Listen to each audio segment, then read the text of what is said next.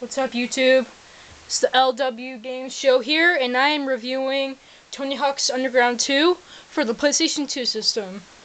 So, let's start the game up, and let's play. Okay, so the game is very fun. It really gets you in the mood. And it's just an all-around really great game. Why is the volume down? Sorry, people, the volume is down on my TV. There's good. I want it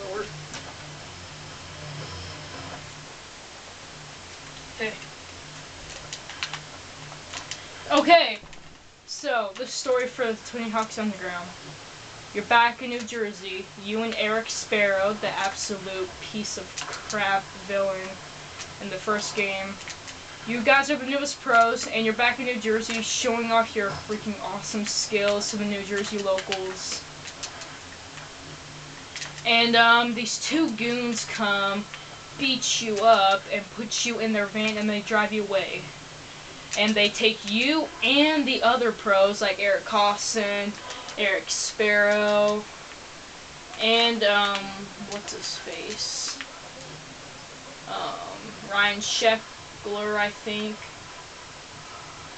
And, Rodney Mullen and all those guys.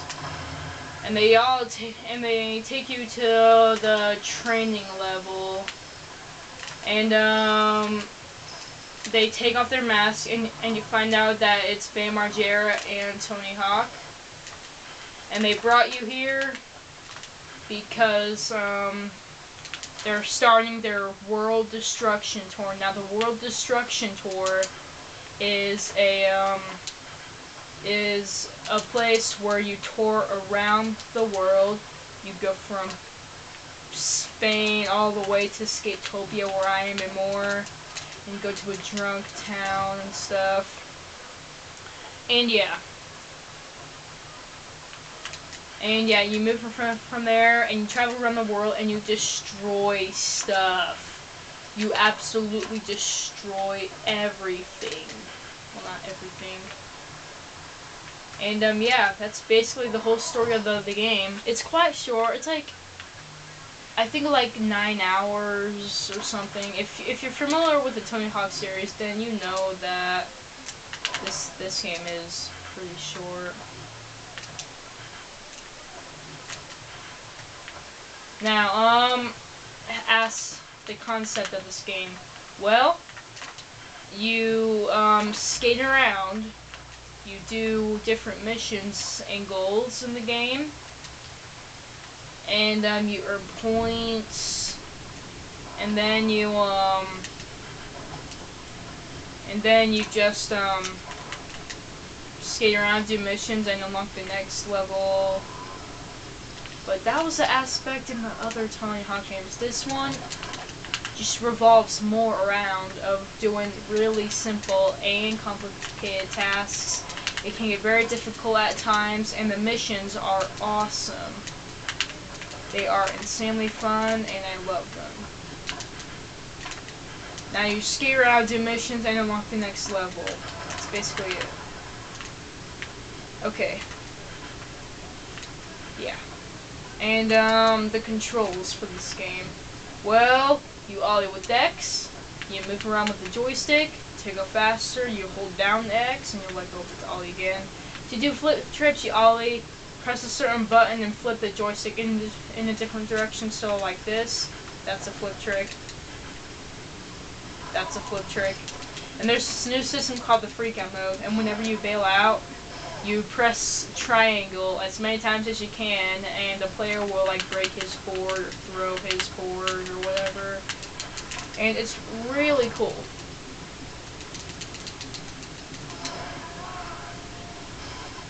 And it's just so cool.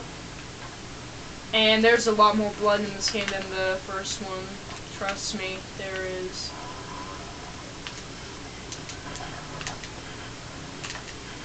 Okay. Graphics for this game. Oh, I didn't even finish with the controls yet. To do grabs, you press like another certain button. You point the joystick in a different direction to do grabs. To get off your board, you'll press certain buttons, like I think press R1 and L1 together. R1 and L1 to get off your board, and you do this to jump. And you press R1 to grab onto ledges. And yeah, it's basically for the controls. Oh yeah, to grind and to manual. First with grinding, you have to ollie and press triangle. And then you'll grind. To do manuals, you point you ollie or you don't ollie at all. And you gotta flip the joystick down and up or up and down. To down and up is just a manual. Up and down is a normal manual. Down and up is a nose manual. And yeah. There's no driving in the game, thank God. Driving in Tony Hawk's Underground was really clunky. At least I don't think there is. I haven't finished the game yet. But whatever. Graphics for the game. The graphics are way better than the first game. You can really tell that the graphics have evolved more to... Yeah, the graphics are way better in the game. And yeah, the character models are good. The environments look great. And, yeah. Another cool thing, during the cutscenes, the graphics are good. You can't map your face into the game anymore. You can still create your own character, create your own part, create your own deck, I think. And, yep. That's basically it for the graphics. They're really, really good. But for the versions, I think the PS2 version is probably the best. The GameCube version really doesn't do that well to me. Oh, and the PC version is probably the best. PS2 and PS2, the PC and the PS2 seem tied. And there's this, and there's this new thing called focus mode, and you press in the L3 joystick and you turn slow-mo. If you play like Project A or Proving Grounds before this one, then you know. Don't say, hey, that was in Proving Grounds. No, this came out way before Proving Grounds. And if you like Proving Grounds, what is up with you? That game really, really sucks. And yeah. So, yeah, that's basically it. There are a lot of levels to unlock, but the game is yet very short. The graphics are good, the controls are perfect, the graphics were good for its time, but still good now. The concept is good, the skating is still great with new specials, new characters, special characters like Polly the Wheelman 3, and yeah. And Ryan Sheckler is in this game, but he really wasn't put as a real deal pro. Like, what's weird is he's a real pro. This is when he was 14, but he really wasn't in any of like the pro cutscenes.